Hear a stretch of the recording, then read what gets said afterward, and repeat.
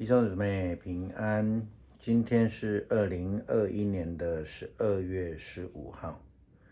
今天的经文是以赛亚书第11章第1到第9节，弥迦书第4章第8到13节，路加福音第7章31到35节。今天要跟大家分享的主题是显明救恩。昨天牧师有分享自己为什么喜欢开灵性成长的这个班，因为曾经自己对信仰，或是有许多的弟兄姊妹在追求信仰的历程当中，对信仰不是那么的明白。的确，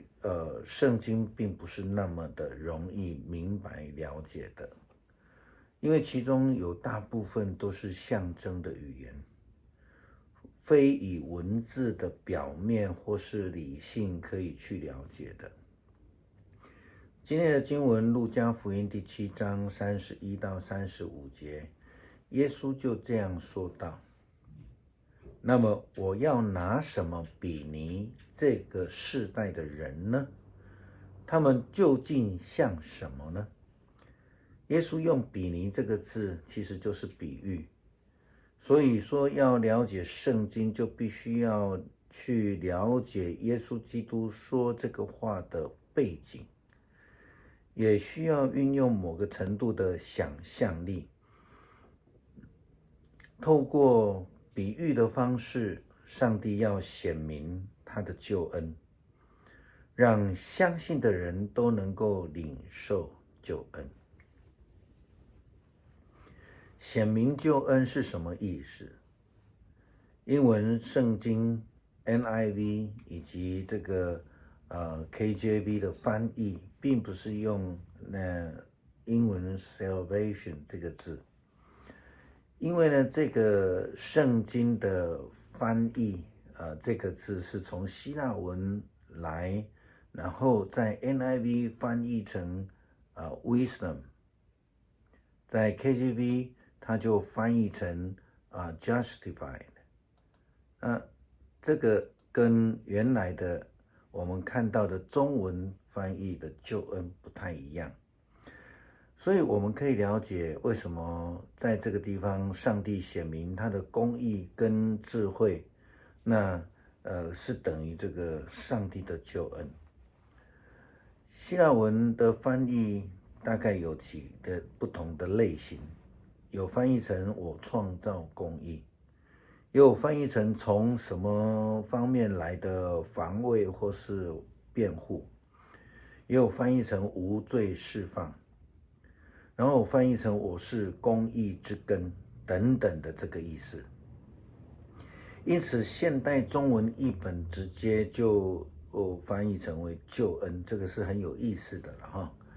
因为这一段经文接续了耶稣基督面对法利赛人跟律法师这一群没有接受过约翰的洗礼，我们说悔改的洗礼。不但如此，他们其实是背叛了上帝的旨意，他们的作为就如同昨天我们在民数记所看到的所记载的那一群利未人一样，他们听了却听不懂，他们看了却是看不到。因此呢，对这些人而言，救恩就是不显明的，救恩就是没有智慧的，所以他们就失去了对上帝的公义跟救恩的应许。事实上，他们对上帝的话语是无动于衷。耶稣这样说道：那么我要拿什么比拟这世代的人呢？他们究竟像什么呢？他们正像坐在街头上玩耍的孩子，其中的一群向另一群说：我们为你们吹婚礼乐曲，你们不跳舞；我们唱丧礼哀歌，你们也不哭泣。耶稣说，施洗者来了，不吃不喝，你们说他是鬼附身；人子来了，也吃也喝，你们却说他是酒肉之徒，跟睡棍和坏人交朋友。但是上帝的智慧是从所有接受智慧的人彰显出来的。这个意思非常清楚。这一群人，法利赛人、经学士，他们不但对上帝的旨意无动于衷，更用自己的想法，没有智慧的想法，企图纠正来对抗上帝的制度、上帝的仆人。当然，救恩就不会向他们显明了。上帝公义的显明到底是什么意思？圣经告诉我们，上帝不偏待人。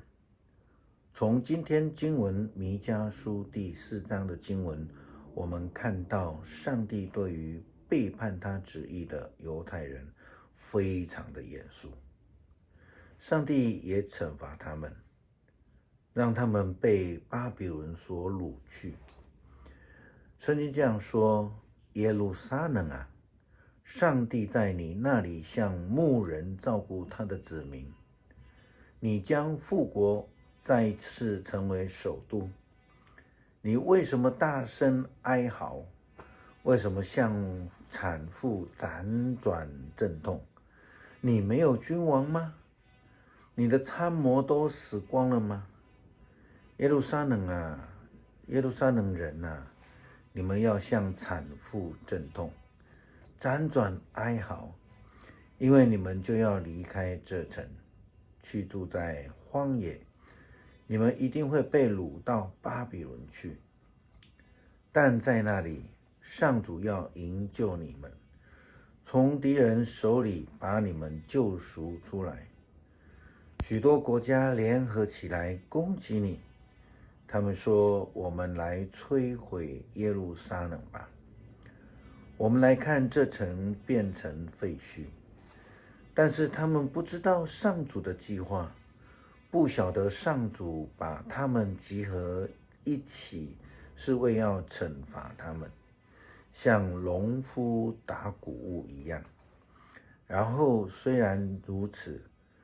对于悔改认罪、回转向上帝的以色列人，上帝也应许他们将会让他们再度的强壮。这个是上帝的公义的显明。圣经又说，上主说：耶路撒冷人啊，去吧，去惩罚你的敌人。我要使你们强壮，像长了铁角铜蹄的公牛。你们要歼灭许多国家，把他们用暴力抢走的财物呈现给我天下的主宰。上帝透过他的判断，透过他的保守，来显明他的公义、智慧和救恩。所以凡是谦卑顺服转向他的人，就必要能够得救。我们一起来读以赛亚书第11章1到9节。从耶西的残干上要抽出嫩芽，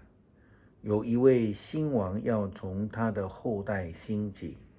上主的灵要降在他身上，赐给他智慧、聪明，赐给他谋略、能力，赐给他智慧和敬畏上主的心。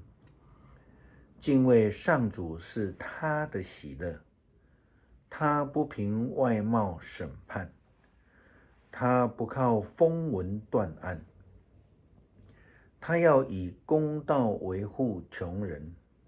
他要保障孤苦无助者的权益，他要下令惩罚罪人，他要处死邪恶人，他要以正义治理，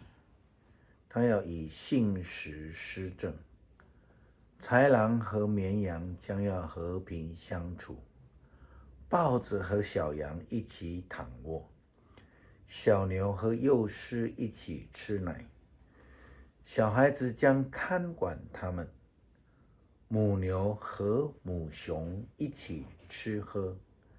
小牛和小熊一起躺卧，狮子要像牛一样吃草，吃奶的婴孩要在毒蛇的洞口玩耍，